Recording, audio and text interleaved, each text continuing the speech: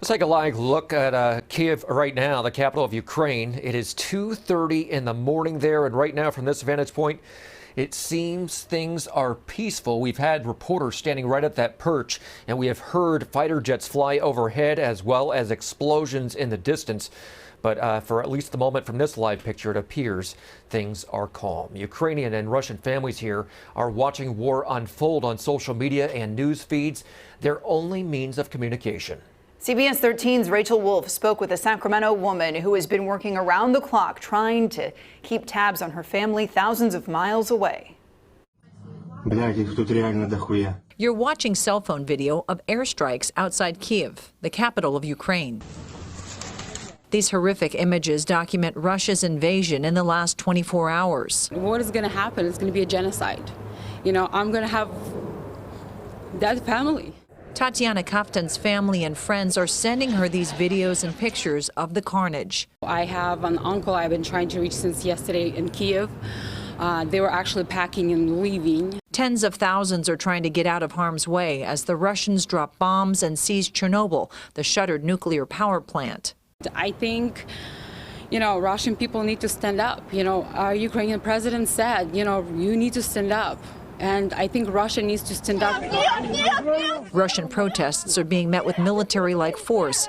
It's a scene that's played out in the past, says Kaftan, who immigrated from the Ukraine as a teenager. You have a bully that comes in stomping his feet, and this is what he wants. He did that to Georgia. He's going to come and do this again. She worries about her cousin's children, who could be recruited to fight. I have family that are already fighting. I'm getting pictures of women in the uniform. It's devastating.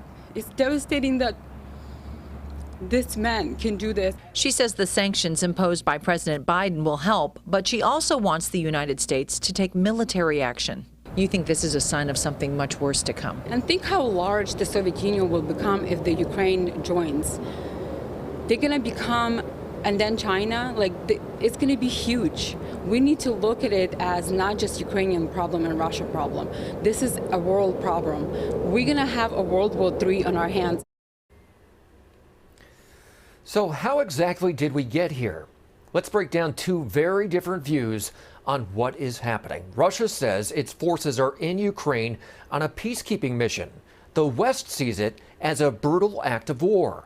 Both sides see the other as a threat in this decades-old complicated situation. Remember, Ukraine, which is in Europe, was once part of the Soviet Union. Let's show you a map here. It shows you the countries that now border Russia. Belarus and Ukraine have served as a buffer between Russia and the West. And right now, the West has troops in the countries in light orange over fear what Russia might do. Now, Russia has forces in Belarus claiming concerns on what the West might do. Well, now, Ukraine. Russia thinks Ukraine is becoming too chummy with the West. Ukraine's parliament made moves in the past few years to join NATO, and Putin sees that as an aggression of the West trying to move east. And some people within eastern Ukraine, they agree. Putin says they turn to him for help. And then Putin asked the West to assure him Ukraine will not join NATO. He also wants Western troops to pull out of those countries. But the West did not tell him what he wanted to hear. And fast forward to now. Last night, Russia launches a special operation through Ukraine. Putin calls it a peacekeeping mission to demilitarize Ukraine. He wants all weapons, including those the U.S. has sent to Ukraine, destroyed. He says it's to keep Ukraine independent. That's his view. The West sees it much differently, as an invasion and a threat to peace in Europe.